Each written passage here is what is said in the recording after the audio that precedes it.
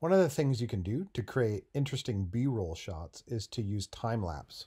And it's easy enough on your phone to scroll to the time-lapse option in your camera.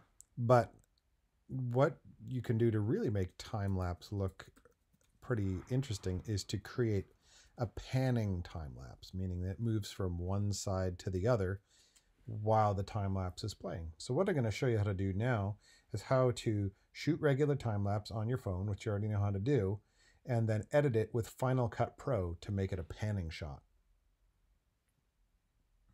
Cut Pro 10.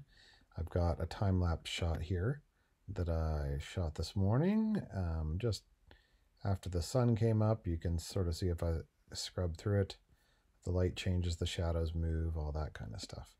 I'm going to click and I'm going to start by retiming it. So this whole shot was shot over 1 hour. And I want maybe that 1 hour to elapse over, I don't know, 30 seconds, something like that. So I'm going to start by retiming it. So I'm going to go to modify, retime, and I'll say faster. Let's make it 2 times as fast.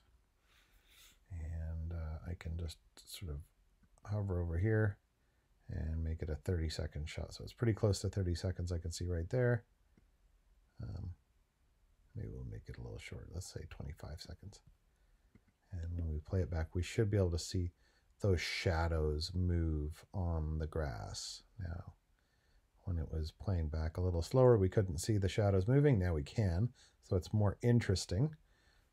I had to leave my phone for a whole hour of the time lapse there, but let's make it even 20 seconds, make it even more dramatic.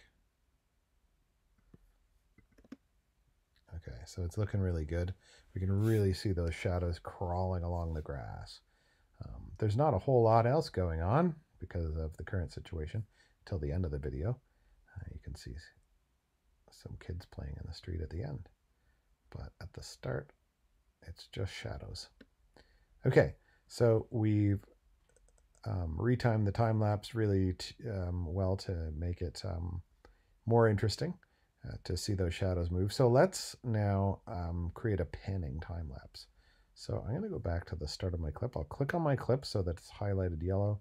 And I'm going to drag my the scrubber here to the start of the timeline. It'll click into place at the front here.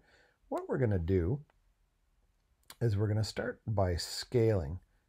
If I click over here on this window, I've got my colors, but here is my film. And we're going to change some stuff here. So if I go to view and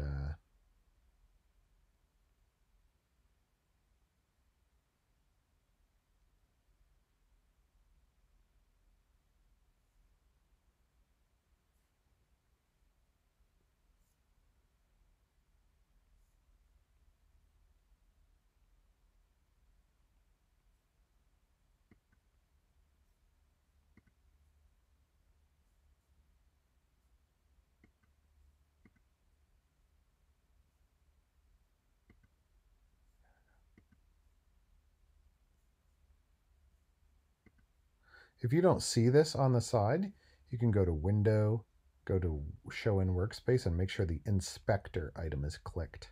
Then when you click on this, you can push the little film icon, and you'll see that. So we're going to start by scaling our video. That means sort of zooming in, for lack of a better word. So I like to do that just by coming over here where the Scale All thing is. I actually click on the 100% and I just push up.